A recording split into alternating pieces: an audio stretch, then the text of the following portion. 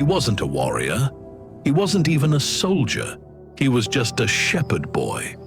But in one moment, David stepped out of obscurity and straight into legend.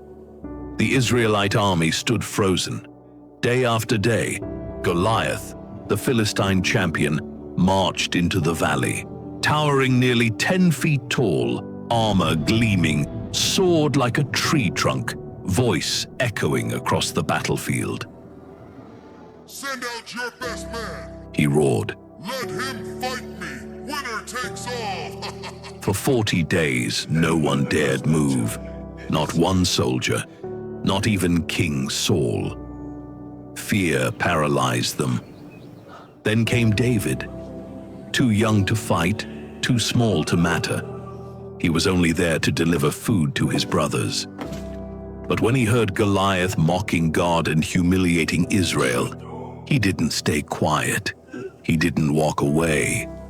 While others saw an unbeatable enemy, David saw an opportunity, not to make a name for himself, but to stand up for something greater. And that's the first lesson. True courage doesn't wait for permission. It answers the moment. David said, "Who is this man?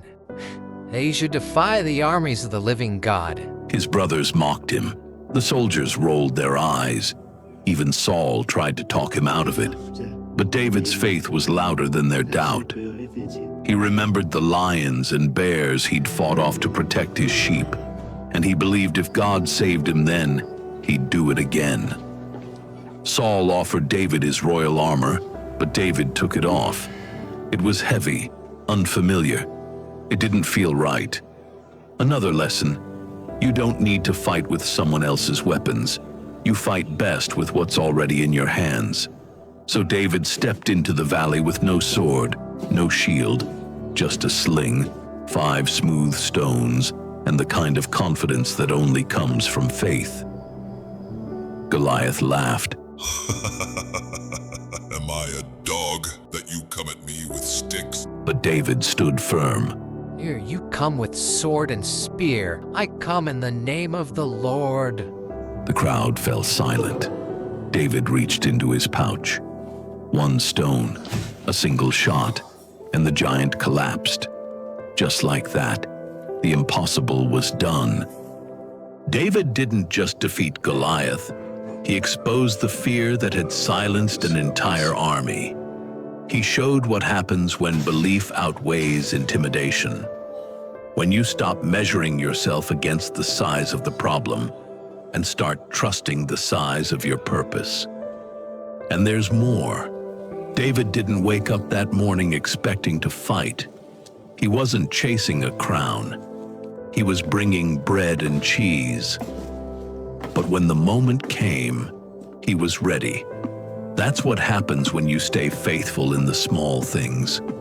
God will place you in front of giants, not to intimidate you, but to reveal what's already inside you. The most incredible victories don't always come from kings or warriors.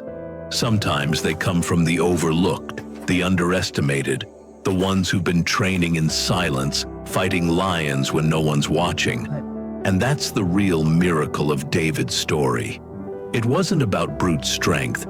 It was about a boy who believed that purpose was bigger than fear, that obedience mattered more than reputation, that one act of faith could change everything. So what's your giant? Fear? Doubt? Shame? That voice that says you're not enough? David's story is a reminder. You don't have to be perfect to be powerful. You don't have to be known to be chosen. All you need is the courage to step into the valley, trust the process, and believe that what you carry is enough.